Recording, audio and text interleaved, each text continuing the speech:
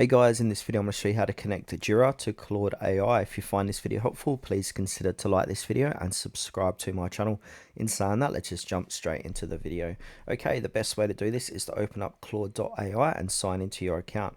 Once you've signed into our account, we want to look for the Customize tab on the left hand side. Now to the right of that, we want to click on Connect Your App, so let Claude read and write to the tools you already use.